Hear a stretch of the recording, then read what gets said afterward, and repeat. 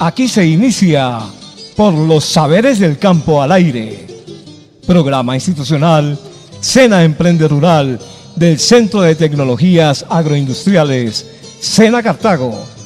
Bienvenidos.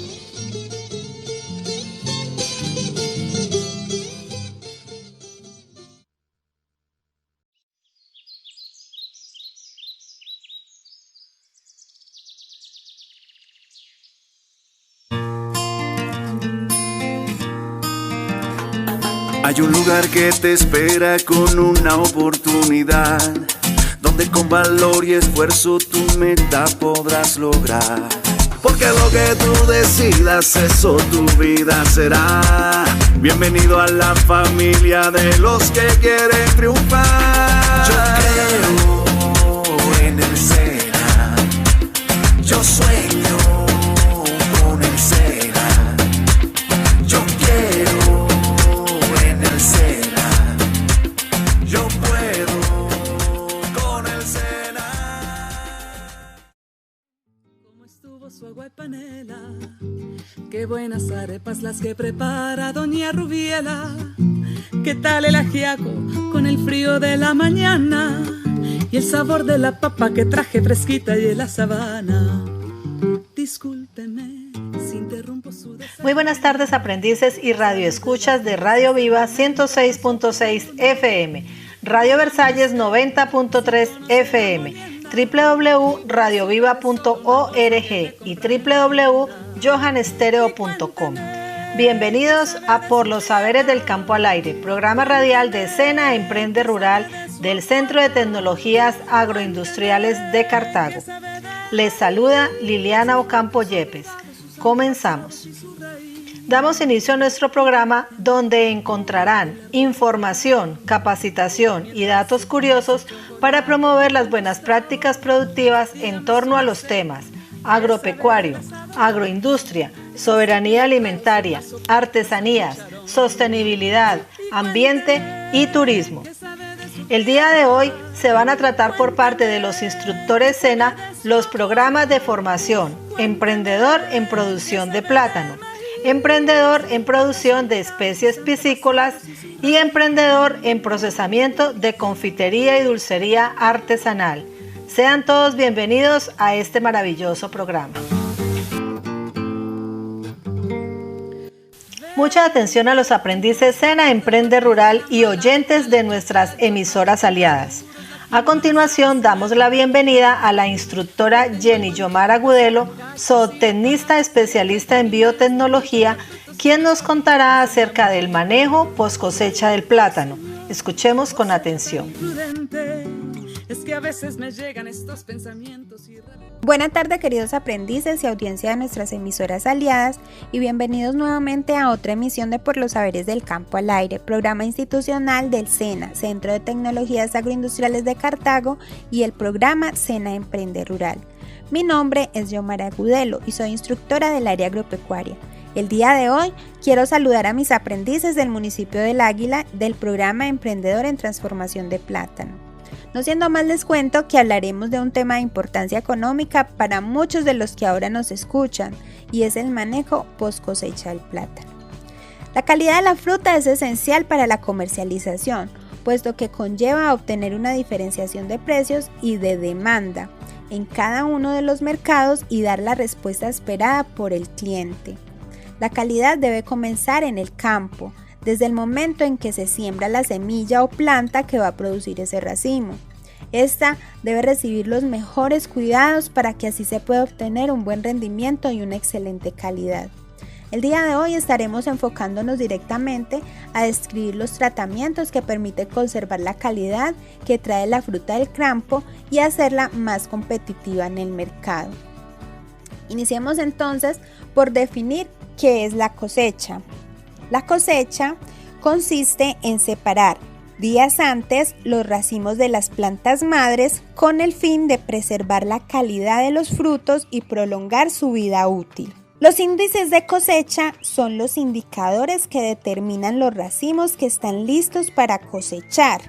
La edad de cosecha oscila entre los 14 y 16 semanas después de la floración y varía para cada zona de producción y variedad. La edad de cosecha está determinada por el destino final de ese producto, ya sea para el autoconsumo o para la comercialización, en cuyo caso se tendrán en cuenta los requisitos exigidos por los comercializadores, procesadores o los consumidores. La señal de que un racimo está en el punto óptimo de cosecha es por lo general visual y está relacionada con la pérdida de la angularidad de los frutos o el cambio en su coloración. Siguiendo estos criterios, los racimos son cosechados en estado hecho y aunque la cáscara tenga un color totalmente verde, la pulpa registrará internamente contenidos de azúcar que fluctúan entre el 4 y el 9%. Otro indicador de cosecha es la edad, y para ello se marcan las plantas con diferentes colores de cintas, conocido comúnmente como encinte, en la etapa del belloteo. En el proceso de cosecha se punza el pseudotallo un poco más arriba de su parte media, dejando caer lentamente el racimo sin que toque el suelo para posteriormente separarlo de la planta. Los racimos son transportados en una guadua desde el sitio de corte a un punto de acopio en la finca, en cantidades de 2 a 3 y evitando el roce entre los racimos. Los cuidados durante la cosecha del fruto son muy importantes, puesto que se ha demostrado que la calidad se deteriora por una cosecha deficiente. Frutos con cuello roto y mayugaduras en la cáscara. Los daños al fruto se revierten en pérdidas del producto y bajos precios por su venta. Es posible que hacia el futuro el momento óptimo de cosecha se determine bajo otros parámetros, como los niveles de sólidos solubles totales, ácido málico o diámetro del fruto, entre otros. Este último ya se maneja. La poscosecha, por ejemplo, hace referencia a la etapa posterior a la cosecha del fruto y lleva implícita la manipulación del producto, la transformación y la comercialización. Las actividades de la precosecha que influyen en la poscosecha se deben de tener en cuenta. En el campo se debe producir la calidad y en la poscosecha mantener esa calidad y transformar el fruto para satisfacer las necesidades de los consumidores. Para asegurar una buena calidad y volumen de producción, se sugiere tener en cuenta los siguientes factores. Primero, planear la siembra de acuerdo al mercado. Segundo, seleccionar la variedad adecuada a las condiciones agroecológicas. Tercero, seleccionar y conocer la calidad fitosanitaria de la semilla. Cuarto, asegurar la nutrición adecuada del cultivo. Quinto, manejar la secuencia de la unidad productiva y las distancias de siembra. Sexto, prevenir y manejar oportunamente los problemas fitosanitarios como el picudo negro, el moco, las cigatocas, los nemátodos, los virus, las bacteriosis, entre otros. Y por último, realizar las labores opcionales como el desbellote, el encinte, el embolse de los racimos. Hablemos un poquito sobre el comportamiento post cosecha del fruto de plátano. Investigaciones han demostrado que el plátano, después de cosechado en el estado de hecho, alcanza su estado de madurez comercial o color amarillo a los 12 días, a una temperatura de 21 grados centígrados y a una humedad relativa del 80%, pero este tiempo de maduración puede ser afectado por varios factores como condiciones ambientales ocurridas durante el desarrollo del fruto. Los frutos desarrollados durante la época seca tienen una vida post cosecha más corta, aproximadamente de 6 días, que los desarrollados en época lluviosa que pueden durar 10 días. Aunque se han establecido unas zonas para el desarrollo de las diferentes variedades de plátano, los estudios sobre la calidad del fruto, por ejemplo Dominico Artón, indican que en la zona cafetera, en altitudes entre 1000 y 1400 metros sobre el nivel del mar, se propician frutos de buena calidad, buen tamaño y presentación, cuando se le da un adecuado manejo al cultivo. Después de la cosecha y hasta el momento de maduración del fruto ocurren pérdidas de peso por deshidratación que fluctúan entre el 15 y el 20% y se presentan cambios físicos y organolépticos relacionados con el sabor, la textura y el aroma, como consecuencia de procesos bioquímicos y metabólicos internos en el fruto, aumento de sólidos solubles totales o grados Brix, incremento de azúcares totales que en su mayoría son reductores como la glucosa, la fructosa y entre otros, y de ácidos orgánicos como el ácido málico principalmente. Durante la maduración el pH y la concentración de almidón disminuyen, mientras que los minerales tanto de la pulpa como de la cáscara se conservan. Por ejemplo, la composición de la pulpa del plátano Dominico Artón durante la maduración tiene los siguientes porcentajes.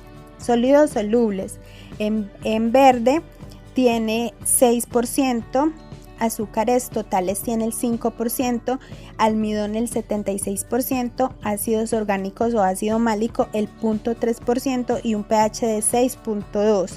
Y cuando está amarillo o está maduro, tiene unos sólidos solubles del 26%, azúcares totales del 27%, almidón del 69%, ácidos orgánicos o ácido málico del 1.1 y un pH del 4.6. Ahora veamos el acondicionamiento y preparación del producto para la comercialización. La etapa de adecuación del fruto no involucra ningún proceso de transformación. Solamente consiste en preparar el producto para la venta, ya sea verde o hecho, teniendo en cuenta los siguientes pasos. Primero, selección y clasificación por estado de madurez de los racimos. Desmane, lavado del fruto, preparación de gajos, secado, rotulación. Si es del caso, pues. Clasificación del fruto por tamaño de acuerdo a las exigencias del mercado donde lo vayan a llevar. El empaque, si es en estiva, pesaje y transporte y almacenamiento. Teniendo en cuenta que el fruto es un organismo vivo que continúa con los procesos de respiración, transpiración y producción de etileno, una vez cosechado y durante la maduración se hace necesario determinar cómo los factores externos de tipo ambiental, luminosidad, temperatura y humedad relativa, y de carácter humano como la manipulación del producto afectan en forma positiva o negativa los procesos internos que inducen a la conservación o al deterioro de la calidad. La vida útil de los frutos es de 12 días cuando permanecen unidos al vástago o raquis, de 8 días cuando se desmanan y de 5 días cuando se separan los frutos del vástago por unidades, que es la forma general en la que se encuentran en las góndolas de los supermercados o las tiendas. Estas condiciones permiten manipular el producto de manera natural y sustituir el uso de derivados del etileno que resultan nocivos para la salud humana. Por ejemplo, para el autoconsumo en la alimentación humana o en animales, o para la producción de abono orgánico, dependiendo del tipo de daño, se les seleccionan los frutos que presenten daños y que se desechen. El desmane es una práctica que consiste en separar las manos o dedos del vástago. Para realizar esta práctica se cortan las manos o los dedos cerca del raquis para evitar daños a los frutos. Otro paso es el lavado, desmanche y la desinfección. El propósito del lavado es eliminar cualquier tipo de partícula extraña que se encuentre pegada en la cáscara y que desmejore la presentación del producto. El desmanche consiste en remover el látex que se desprende al efectuar el desmane. Se recomienda desinfectar los tejidos que quedan expuestos al realizar los cortes durante la adecuación para prevenir el ataque de hongos. Estos problemas se presentan en las coronas de las manos o en los pedúnculos de los dedos. Para efectuar estas actividades se debe preparar una solución de agua con alumbre. Cojan pues su cuaderno y apunten: sulfato de aluminio en una proporción de 100 gramos por cada 10 litros de agua, es decir, al 1%, o un jabón industrial líquido o en polvo. La dosificación va de acuerdo a la recomendación del proveedor, y un desinfectante o un fungicida puede ser el Mertec u otro al 1%. Las cantidades se mezclan teniendo en cuenta que los dedos permanezcan sumergidos durante 3 a 5 minutos, evitando maltratos y cicatrices de manejo. Otro proceso que se realiza es la preparación de gajos. Se debe efectuar una nueva selección con el propósito de separar del proceso los dedos que aún pueden presentar defectos, malformaciones o daños. Al preparar el fruto en gajos o en dedos, es preciso realizar cortes rectos en la corona y desbastar los pedúnculos para evitar el ataque de hongos.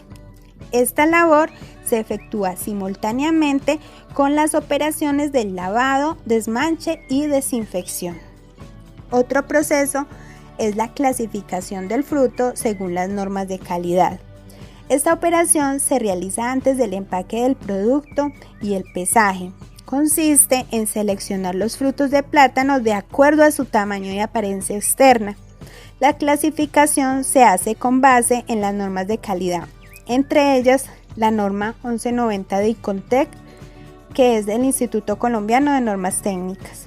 En un estudio realizado por Peláez, se determinaron 4 calidades para el plátano dominico Artón producido en el Quindío, de las cuales tenemos el extra con un pesaje de 400 gramos, grande de primera de 300 a 99 gramos, mediano de 200 a 299 gramos y pequeño o terceras que va de los 200 gramos hacia abajo.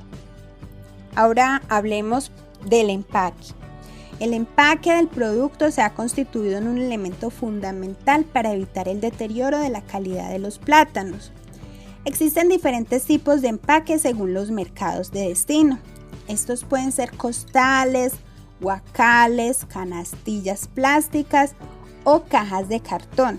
En el peor de los casos, colocan los racimos uno sobre otro en un camión. El método más utilizado es la canastilla plástica con una capacidad de 18 a 22 kilos de peso, con la ventaja de ser resistentes al transporte, que es lavable, reutilizable y permite el estibamiento, con la desventaja de que su retorno es costoso, con el riesgo de pérdida, y además no es biodegradable. El pesaje se realiza en una báscula calibrada y de acuerdo a las exigencias del comprador en la zona de pesaje. Se debe disponer de un amplio espacio que permita organizar el producto para el embarque o el almacenamiento.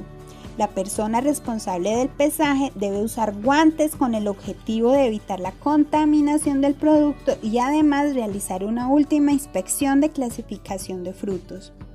Transporte. El medio de transporte del producto es determinado por la distancia, la perecibilidad y la capacidad económica del productor. El transporte más empleado para la distribución del fruto en fresco es el campero con capacidad de 0.5 a 1 tonelada, la camioneta de 2 a 3 toneladas y los camiones de 4 toneladas.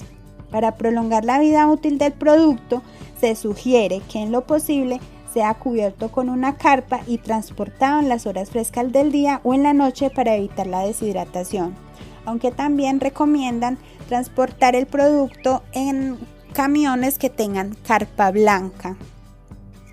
Al empacar los frutos es muy importante no rebasar la capacidad del envase para protegerlo de daños mecánicos. Almacenamiento. Por las condiciones de mercadeo en fresco del fruto para el consumo nacional y las cortas distancias entre zonas de producción y consumidores, no ha exigido la necesidad de conservar el producto después de cosechado. Sin embargo, estudios han demostrado que para la variedad Artón, plátano de exportación, la mejor condición de preservación es la refrigeración a temperaturas de 13.5 grados centígrados y una humedad relativa del 95%. Para lograr un buen almacenamiento para el mercado tradicional se recomienda: primero, no almacenar frutas en mal estado o sobremaduras. Segundo, los arrumes en cajas deben estar bien organizados y separados por lo menos a 25 centímetros entre sí para que circule el aire. Las cajas se deben colocar en plataformas o estivas para evitar el contacto con el suelo, y el sitio de almacenamiento debe ser fresco. Para la industrialización del plátano en el país se ha incrementado el consumo de plátano procesado en diferentes presentaciones, principalmente frito, como patacones y chips, en fécula y congelados. Para atender la demanda se está generando agroindustrias del plátano, las cuales demandan el producto con cierta calidad externa, desde calidad segunda hasta calidad extra, y donde la calidad interna del producto y el estado de maduración son factores muy importantes. Muchas de ellas procesan el plátano de manera artesanal y sin mecanización. Por último, quiero desearles una feliz tarde y espero hayan aprovechado todos estos truquitos para hacer un buen uso de la post cosecha de sus productos como es el plátano. Un abrazo y les deseo una feliz tarde. A continuación, una pausa musical en nuestro programa Por los Saberes del Campo al Aire. Ya regresamos. Aprendiz, esto va para ti.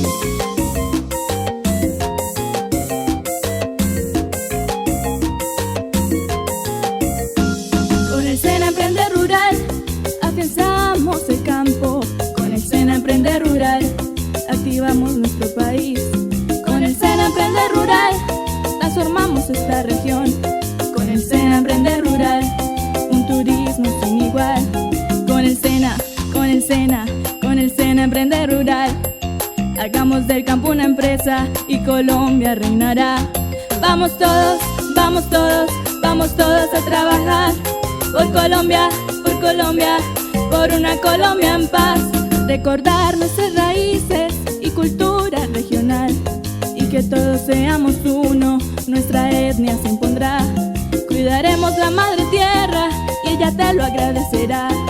Con sus diferentes reinos, todos ellos renacerán. SENA Emprende Rural, trabajando con tesón. Con SENA Emprende Rural, Colombia será mejor. Bienvenidos seamos todos, colombianos, súmate ya, que el aprendizaje te espera y una empresa crearás. Bienvenidos seamos todos, colombianos, súmate ya, que el aprendizaje te espera sin importar dónde estás.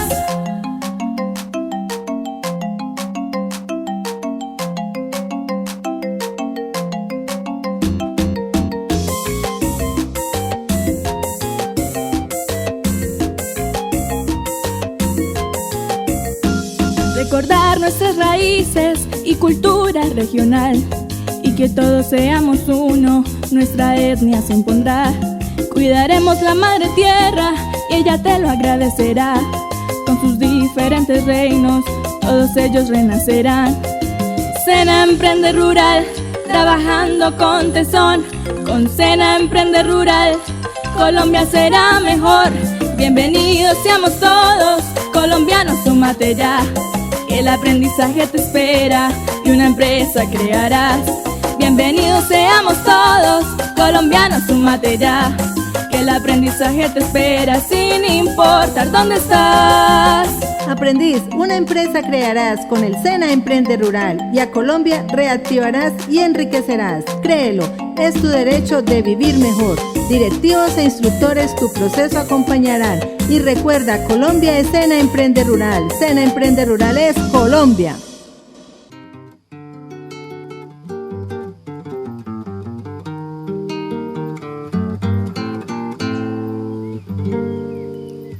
tal su café? ¿Cómo estuvo su agua? Muy interesante este tema del manejo post cosecha del plátano, gracias a la instructora Jenny Yomar Agudelo. Continuamos con la temática nutrición y alimentación alternativa, orientada por el instructor Cristian Camilo Ramírez Jaramillo, médico veterinario zootecnista. Escuchémoslo. De las dudas es el momento más oportuno. Dígame usted.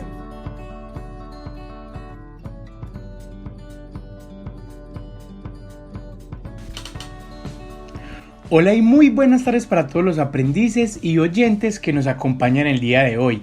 Mi nombre es Cristian Camilo Ramírez Jaramillo. Soy médico veterinario e instructor del programa Sena Emprende Rural del Centro de Tecnologías Agroindustriales de Cartago.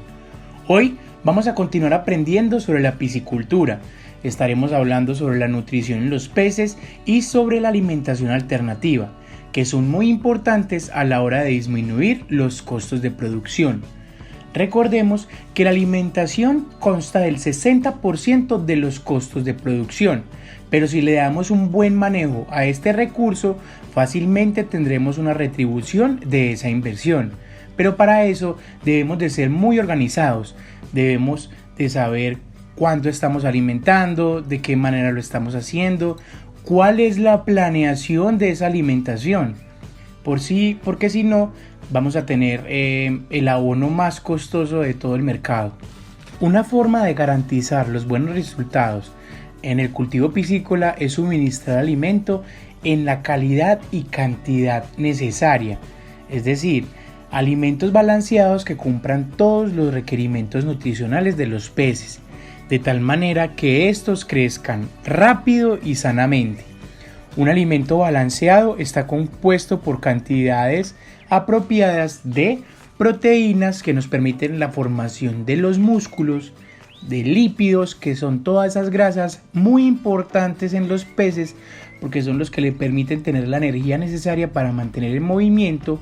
Además de eso, los alimentos también tienen que tener carbohidratos, deben de tener vitaminas y minerales, que son unos nutrientes indispensables para el crecimiento y la formación de músculo, y además de todos los procesos metabólicos de nuestros animales. Es muy importante tener todo esto en cuenta y saber que esos alimentos concentrados son balanceados en todas las necesidades de nuestros animales. Se pueden utilizar 3 métodos de alimentación.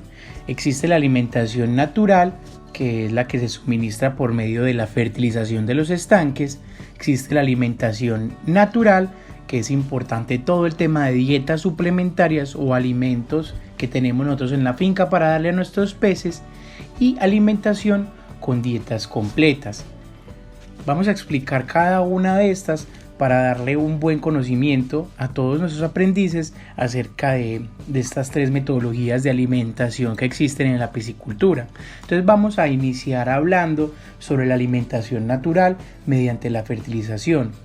Esta es una alimentación que se basa en la estimulación de la producción del plancton, todo lo que habíamos dicho de fitoplancton y zooplancton, que son esos animales y esas plantas microscópicas que nos permiten que nuestros peces estén protegidos, que nuestros peces se alimenten de una manera correcta, nos permiten también que nuestros peces siempre estén en un lugar adecuado para su crecimiento. ¿Y cómo obtenemos esta alimentación natural? Se obtiene mediante la aplicación de fertilizantes, ya sean orgánicos o inorgánicos.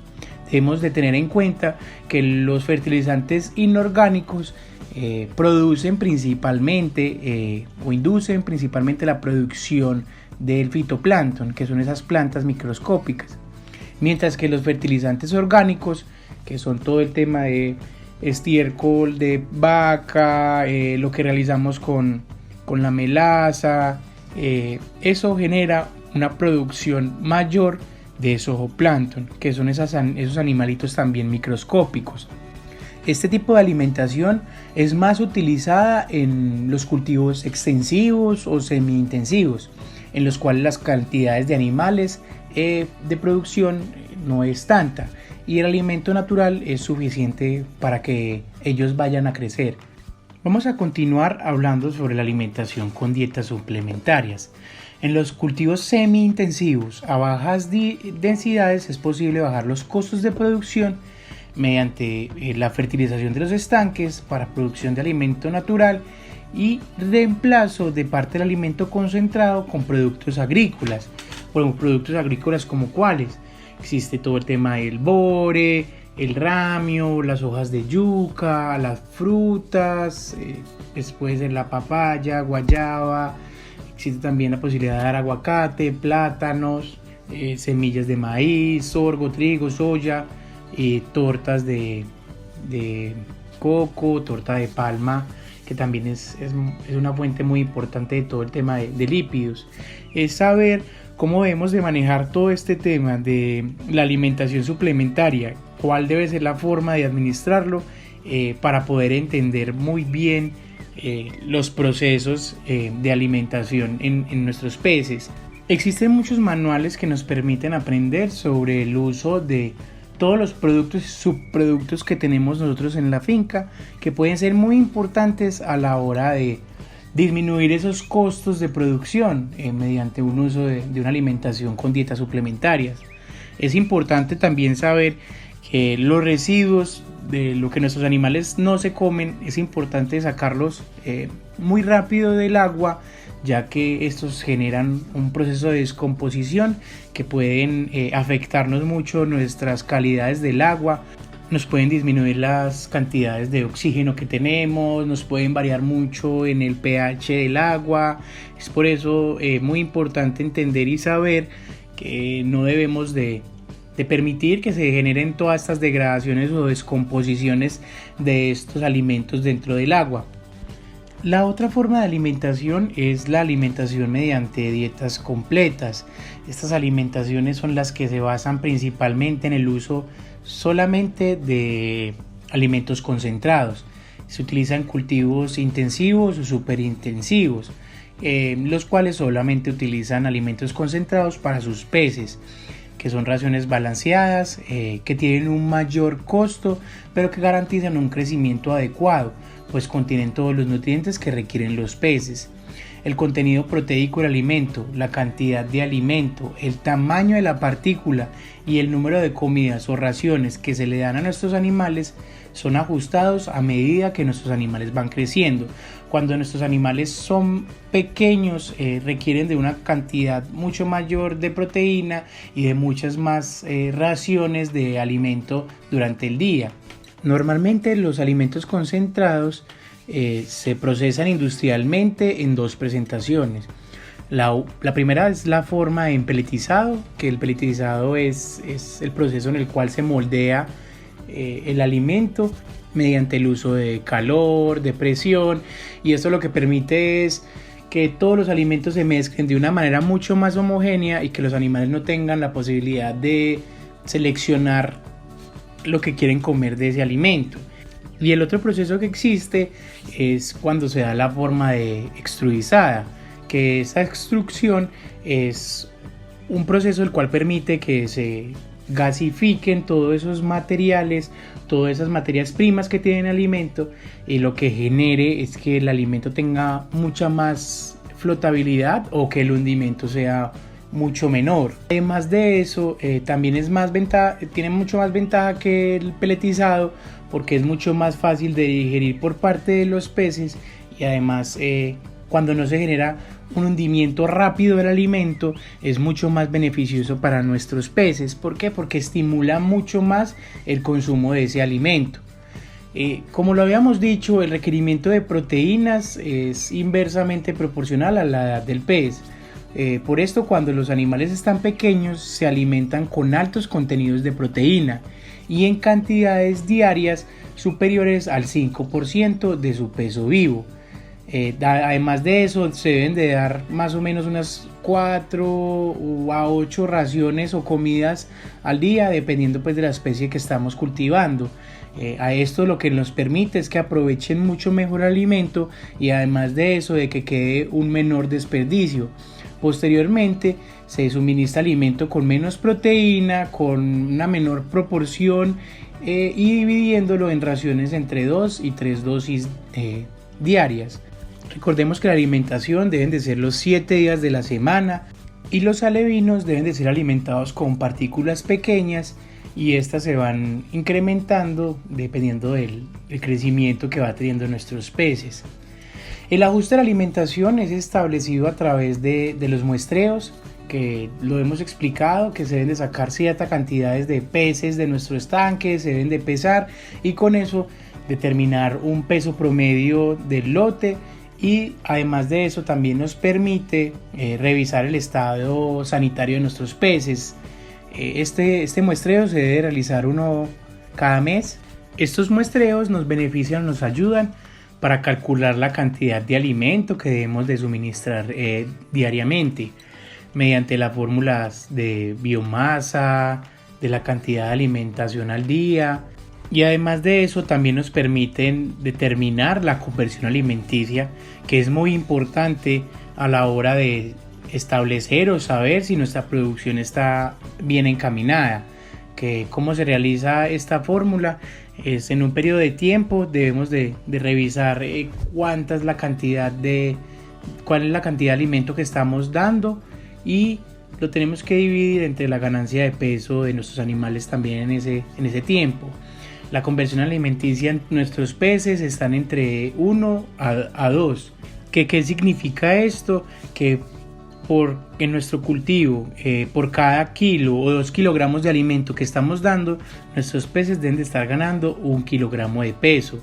Es conveniente suministrar alimento temprano en las mañanas o en horas de la tarde, entender cuando la temperatura no es muy alta o cuando la temperatura no es muy baja, porque esto nos permite mucho o nos ayuda mucho a la hora de la producción del oxígeno. Es importante acostumbrar a nuestros peces en comer en sitios con fácil acceso, que nos permita observar bien su comportamiento y también saber si están comiendo o no. Recordemos que cuando nuestros peces no están comiendo es porque algo está pasando en nuestro estanque. Cuando nuestros peces están comiendo de una manera no normal, no convencional, es importante nosotros siempre estar analizándolos, mirándolos, ver si están teniendo algún problema. El alimento concentrado es importante guardarlo en lugares frescos y secos para evitar su deterioro y además de eso su contaminación. Es importante también saber o utilizarlo en máximo un mes después de comprado, porque sabemos que algunos de los componentes de los cuales están hechos estos concentrados pueden deteriorarse a través del tiempo. Además de eso también se pueden contaminar con hongos, que automáticamente cuando un alimento concentrado está contaminado con hongos debe ser desechado, porque eso es sumamente tóxico para nuestros peces. Nos pueden producir unas altas tasas de mortalidades. Y hasta acá llegamos con el tema del día de hoy. Muchas gracias a todos los que están acá presentes y quiero recordarles que nos pueden seguir en nuestra página de Facebook Sena Emprende Rural Cartago, en donde vamos a estar subiendo todos los temas de las clases y además pueden realizar preguntas e interactuar con los instructores. Un abrazo virtual y un feliz día. A continuación, una pausa musical en nuestro programa Por los Saberes del Campo al Aire. Ya regresamos. ¿Qué te pasó? Ay, mamá, me picó en la arena. ¿Y dónde es que te ha picado? Ay, mamá, en la churumbela. ¿Y dónde es que te ha picado? Ay, mamá, en la churumbela. Cuidado con la churumbela. Ay, mamá, me picó en la arena. Ay, con la churumbela. Ay, mamá, me picó en la arena. Por Dios, por Dios. ¿Y dónde que te picó? Ay, mamá, en la churumbela.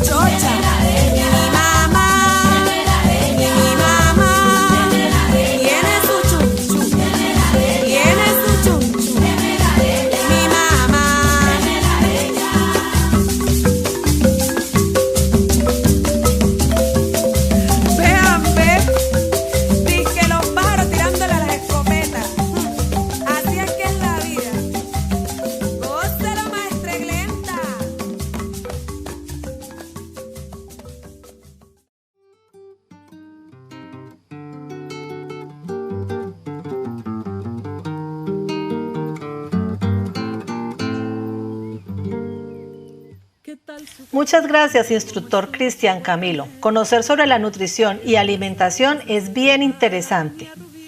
Para concluir con este programa de inicio de semana, presentamos a continuación a la instructora Liliana Ocampo Yepes, ingeniera en alimentos, quien nos contará acerca del atemperado de chocolate y los procesos del chocolate.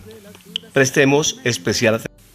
Muy buenas tardes a todos los aprendices SENA Emprende Rural, especialmente a los aprendices del programa Emprendimiento en Procesamiento de Confitería y Dulcería Artesanal. Agradecerles siempre que estén en nuestra sintonía con las emisoras aliadas que están con nuestro programa. El día de hoy vamos a ver la parte del procesamiento del cacao para la elaboración del chocolate. Entonces, dentro de la transformación industrial de las almendras de cacao, consta de una variedad de operaciones que persiguen la obtención de diferentes tipos de productos. En este sentido, existen dos clases de procesadores del grano de cacao: aquellos que producen productos para la confitería, la fabricación de chocolates y otros productos derivados del cacao, y los que se destinan a constituir materia prima para la industria alimentaria y farmacéutica. Otra manera de catalogarlos es como industriales molineros y fábricas de chocolates. En el caso específico de la molinera, esta se dedica a la elaboración únicamente del licor del cacao, manteca de cacao, torta y polvo de cacao. A partir de las semillas del cacao se obtiene el cacao en grano. Los 4 productos intermedios, como son el licor del cacao, la manteca de cacao, pasta de cacao y cacao en polvo, y el chocolate. A pesar de que el mercado de chocolate es el mayor consumidor de cacao en términos de equivalente en grano, productos intermedios tales como el cacao en polvo y la manteca de cacao que son utilizados en diversas áreas. Dentro de los usos del cacao y sus derivados encontramos como productos la manteca de cacao, que se utiliza para la elaboración de chocolate y confitería, y también puede ser usado en la industria cosmética para cremas humectantes y jabones, y además en la industria farmacéutica. Otro producto es la pulpa de cacao. Se utiliza para la producción de bebidas alcohólicas y no alcohólicas. La cáscara puede ser utilizada como comida para animales. La ceniza de cáscara de cacao puede ser usado para elaborar jabón y como fertilizantes del cacao, vegetales y otros cultivos. El jugo de cacao sirve para la elaboración de jaleas y mermeladas. El polvo de cacao puede ser usado como ingrediente en casi cualquier alimento, bebidas achocolatadas, postres de chocolate como helados y mousse, salsas, tartas y galletas. La pasta o licor de cacao se utiliza para elaborar chocolate. Dentro del proceso industrial del chocolate se inicia con la fermentación del cacao, que tiene como fin la eliminación de la pulpa que recubre las habas de cacao. Este tiene una duración de 5 a 6 días, durante los cuales las habas de cacao se dejan en cajones de madera o en sistemas de tambor rotatorio para que se inicien los procesos bioquímicos en donde microorganismos como las levaduras y bacterias se desarrollan produciendo la degradación de azúcares y mucílagos de la pulpa. En la fermentación es fundamental el tiempo hasta que el cacao quede bien fermentado y es una práctica primordial para permitir el desarrollo del aroma, disminución de la amargura y astringencia del cacao. Posterior a la fermentación sigue el secado del cacao, que busca reducir el contenido de humedad en los granos desde un 60% a más de un 80%, para que pueda continuar con la fermentación interna, disminuir el amargor y potenciar al máximo el aroma. Este proceso se puede llevar a cabo en 2 formas. La primera consiste en secado al natural, en donde los órganos se esparcen en áreas segmentadas o en bandejas fijas o móviles, exponiéndolos al sol por un tiempo de 5 a 6 días. Y la segunda se hace por medio de secadores mecánicos hasta alcanzar un 7% de contenido de humedad. Una vez finalizado el tiempo de secado, se procede a recoger los granos en sacos limpios y secos, libres de olores y material extraño, preferiblemente nuevos. Los sacos deben colocarse en plataformas y no directamente sobre el suelo, ni mezclarlos con otros productos agrícolas, ni con pesticidas. Deben mantenerse en bodegas en donde no estén expuestos a los rayos del sol. Posterior al almacenamiento, se lleva el cacao a planta para iniciar con el procesamiento del cacao. Observemos entonces la limpieza y clasificación. Esta importantísima fase evita además los problemas y daños que pueden producirse en las máquinas posteriores, ya que en la limpieza de los granos de cacao se eliminan piedras, granos dobles, cuerdas, materiales ferrosos, vidrios, pedazos de madera, entre otros. Se hace una clasificación por tamaño del grano de cacao para garantizar un tostado homogéneo de dichos granos. Conozcamos entonces acerca del tostado de los granos de cacao, proceso que se realiza con el objetivo de lograr un aroma óptimo, disminuir la humedad en el grano y reducir la dureza de la almendra de cacao para facilitar la trituración y finalmente la separación de la cáscara que recubre a los nips de cacao. El tueste se realiza a través de diferentes métodos como aire caliente, vapor saturado y radiación infrarroja. El descascarillado o trillado de los granos tostados consiste en la trituración de la almendra de cacao en partículas de diferentes tamaños, separables entre sí por medios mecánicos. Los granos de cacao están compuestos por una cáscara que está en la parte externa y los nips que están en la parte interna. La cuidadosa ruptura en estas dos fases de los granos de cacao es una condición fundamental para una extracción limpia de las cáscaras con pérdida mínima de granilla. Veamos entonces la molienda de los nips. Los nips se componen de aproximadamente 54% de manteca de cacao y 46% de partículas sólidas. Al molerlos, se rompen las células de grasa, por lo cual el producto cambia su fase física de estado sólido a estado líquido. La molienda de los nips se hace a través de diferentes herramientas como rodillos estriados, molinos de masa, molinos de pala, molinos de disco, extrusores y molinos de bolas, hasta conseguir una masa fina y homogénea que se denomina pasta o licor de cacao, el cual se dirige principalmente a la producción de chocolates. El licor de cacao se somete a un proceso de filtración mediante el cual se separan las tortas o sólidos de cacao de la manteca de cacao, que es el líquido. En promedio, con 1000 kilos de cacao en grano se obtienen 800 de licor de cacao. Con la obtención del licor de cacao termina la primera fase de transformación del cacao hacia el chocolate. En la segunda fase se realizan los procesos de conchado, refinación y atemperada. El proceso del conchado. El significado y el origen de la palabra conchar, que define la homogenización, deriva probablemente del latín concha, de concha marina. En aquel entonces se iniciaba en España la elaboración del chocolate en vasijas con forma de concha. Bajo conchado se entiende el ennoblecimiento de las masas de chocolate mediante tratamiento mecánico térmico de las masas básicas de chocolate, con los siguientes objetivos. Primero, la reducción de productos indeseables como lo son el agua, ácidos orgánicos, especialmente el ácido acético. En segunda medida, el humectado de las partículas no grasosas con grasa. Creación de una fase de grasa continua y el desarrollo del sabor específico. Proceso en el que se reduce la humedad de las materias primas como la leche, se eliminan volátiles no deseados en la masa del chocolate proveniente del licor de cacao principalmente. Y adicional, se mezclan íntimamente los componentes de la masa de chocolate. Todo esto para desarrollar el sabor deseado y característico del chocolate a través de una máquina llamada concha, en donde por acción mecánica, es decir, las fuerzas de fricción, con el fin de mejorar la viscosidad y la textura de la masa de chocolate para producir un chocolate con buenas características de fusión. Luego de un tiempo de 8 hasta 48 horas o más de constante agitación en la concha, el tiempo dependerá de la calidad deseada. La masa se deposita en tanques para luego atemperar, proceso de cristalización especial para las chocolatinas.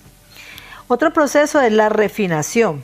Una vez finalizado el conchado, el siguiente paso es refinar la masa de chocolate, que consiste en moler la masa de cacao hasta llegar a una masa que se componga de partículas más finas que tengan un tamaño de partículas de aproximadamente 20 micras.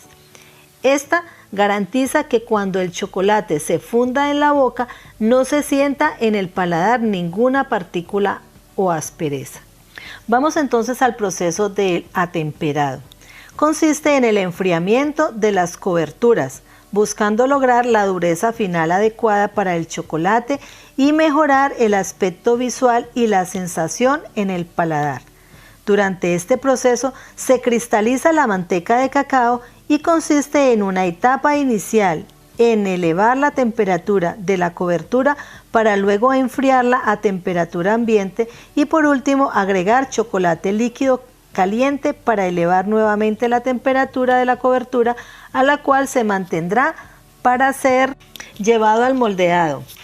El atemperado permite, al cristalizar la manteca de cacao en una masa fina y homogénea, obtener la consistencia adecuada a la cobertura. Si no se toma esta precaución, el producto moldeado desarrollará grandes cristales de grasa que le darían una consistencia granulosa. Finalmente, el chocolate atemperado pasa a las salas de moldeado, en donde se tienen moldes de las más variadas formas y dimensiones. Los moldes, una vez enfriados, se dan vuelta para liberar el producto que pasa a ser envuelto y puesto en su embalaje de presentación. Otra fase a nivel industrial que se sigue es el prensado, que es el proceso donde la pasta o licor de cacao es desengrasado, utilizando prensas horizontales, las cuales contienen cámaras que son llenados por bombeo de pasta de cacao. Así, la pasta finalmente molida a una temperatura de 90 a 100 grados centígrados se somete a presiones de 900 kilogramos por centímetro cuadrado a través de émbolos de acero. El resultado de este proceso es la manteca de cacao y la torta de cacao. Así, de los 800 kilos mencionados de licor, se obtienen cerca de 377 kilos de manteca y 423 de torta en promedio. La manteca de cacao constituye la materia grasa contenida en los granos, la cual se centrifuga, atempera o cristaliza y por último se moldea y empaca. Este es un producto intermedio y final a la vez, ya que puede ser utilizado en estado líquido en una fase posterior del proceso industrial del chocolate o puede ser llevado al consumidor final en estado sólido como manteca de cacao natural o desodorizada. La manteca de cacao presenta cerca del 25% del peso total de una barra de chocolate, teniendo mucha importancia para la industria del chocolate.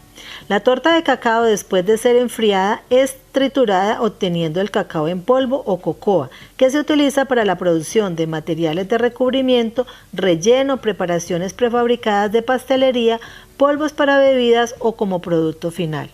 El polvo de cacao puede tener un contenido de manteca de cacao del 10% superior, la cocoa del desayuno, un tipo menos común, debe contener como mínimo un 22% de manteca de cacao.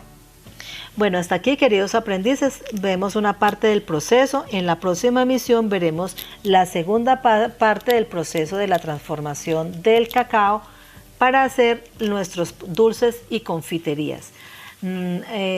Reciban un fuerte saludo a través de este medio radial y nos estaremos comunicando a través del WhatsApp. Recuerden que allí estaré pendiente del grupo del WhatsApp para sus preguntas e inquietudes.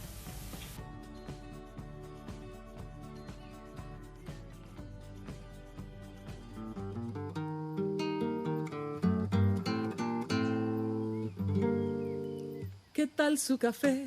¿Cómo estuvo su agua y panela? Qué buenas arepas las que prepara doña Rubiela. A continuación, historias de fortalecimiento de unidades productivas emprendedoras de nuestro programa Sena Emprende Rural. Discúlpeme si interrumpo su desayuno.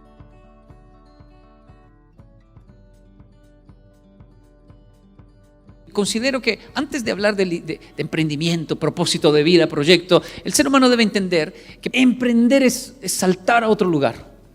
Y para saltar a otro lugar necesito una base sólida para impulsarme. Y aquí está el problema. Muchas personas quieren emprender sin una base, sino antes de una base. O sea, no tienen de dónde sostenerse y quieren emprender. Y ese es el problema por el cual no funciona el emprendimiento. Si usted tiene un montón de deudas y quiere emprender para pagar todas esas deudas, va a sufrir mucho. Primero hay que pagarlas. Pagar las deudas, quedar en cero. No tengo nada, pero tampoco tengo deudas. Eso es una base fantástica para decir, tengo derecho a emprender. La gente que quiere emprender para liberarse de los líos está evadiendo el proceso. Y no es así. El emprendimiento nace de una plataforma para impulsarse. El propósito de vida nace de ser responsable. Otras personas quieren emprender para no tener que trabajar. Y ese es de los peores pensamientos del emprendimiento. Es que yo no quiero trabajarle a nadie. Qué triste eso que acaba de decir. Y hay gente que lo dice, yo nunca le he trabajado a nadie. ¡Wow! ¿En serio? Usted no sabe qué es lo que lo regañen a uno, que lo manden, que le digan para arriba, para abajo, que el cliente se ponga bravo y que uno tenga que dar. Eso es tan importante. Eso es lo que forma los cimientos de un buen emprendedor. No sabe lo que es ser un empleado, un mal empleado, un buen empleado, un excelente empleado. Es lo que nos da la autoridad para emprender. Hay una economía excelente en mi vida en este momento, pero es mía, no de mi hijo. Tiene que trabajar. Quiero que trabaje. Deseo que le emprenda y que tenga éxito en sus proyectos, pero mi papel, mi trabajo es indicarle, trabaje. Quiero que lo manden. Que le digan para arriba, para abajo, para allá, no importa la economía que tengamos. Eso es importante, eso es vital, ¿sabe? No se puede emprender para evadir porque eso es pereza. Hay gente que emprende para no trabajar. La plataforma es saber trabajar. Yo sé trabajar, pasé muchas horas trabajando. Fui un traductor y también sé el tema del trabajo pesado. Fueron meses, años, demolición en Japón, terrible, complejo, pero fascinante. Yo sé trabajar. Si todo se acaba, yo sé trabajar. No le tengo miedo. Me gusta. Es más, hoy en día, a pesar del éxito, no puedo durar si no hago un trabajo pesado. Y siempre hay algo que cargar, siempre hay algo que ayudar, una pared que pintar, siempre hay algo que uno dice, pero usted ya tiene plata, pague por eso. Pero yo quiero hacerlo, porque me hace falta el trabajo. Y eso no estresa, eso fortalece, ya es una cultura. El problema del trabajo pesado es cuando se hace toda la vida y no se tiene progreso mental, es decir, solo trabajo duro, pero no hago crecer mi espíritu para una vocación, no me preparo, no estudio. Segundo, tiene derecho a emprender no solo el que sabe trabajar, sino que en segundo lugar tiene derecho a emprender el que tiene una cuerda de vida. En Colombia le llaman un colchón. Mi hijo, tenga un colchón, decían los abuelos. ¿Y eso qué es? Por si las moscas, uno no sabe dónde caer. ¿Cómo así? Estudie, tenga una profesión, tenga un ahorro. Tiene derecho a emprender el que tiene una cuerda de vida. Y una cuerda de vida es una profesión. Por eso se estudia. Emprender para no tener que estudiar es pereza. Pero es que uno estudia una cosa y hace otra. Sí, casi siempre. Pero el estudio nos ayudó a llegar a nuestras conclusiones. Uno estudia una cosa, hace otra, pero estudia. Nadie que estudie diga, a mí no me sirvió para nada. No, sí que ayudó, sí que sirvió. Tenga una bendita profesión, porque eso le va a ayudar. ¿Sabe qué me ayudó a mí? A pesar de tan malas calificaciones. A mí me gustaría decirle, me gradué con honores. Yo solo sé que me gradué. Pero antes de los 18 años ya hablaba japonés, portugués, español y rasguñaba bien el inglés. Y con 4 idiomas, a los 18 años, y no por inteligencia, viví en esos países. Y entonces siempre tenía trabajo. En cualquier lugar llegaba y había trabajo, había algo que hacer. Una cuerda de vida. una cuerda. No soy maestro de idiomas ni soy traductor hoy en día, pero es lo que hice. Fue mi especialización gracias a que viví en ciertos países. Una cuerda de vida. Es que emprender sin cuerda de vida es fácil, pero ¿y la caída? Es la típica historia del joven que emprende con el dinero del papá. Eso es fácil, porque el que sufrió fue el papá, él no. No necesita sufrir como el papá, pero por lo menos tener una cuerda de vida, porque eso es responsabilidad. Muchas gracias por habernos acompañado el día de hoy en nuestro programa Por los Saberes del Campo al Aire. Les esperamos mañana a las 12 del día con más información para enriquecer nuestras labores. Y así hemos llegado al final de su programa Por los Saberes del Campo al Aire. Programa institucional Sena Emprenderural, Sena Cartago. Los esperamos en una próxima emisión.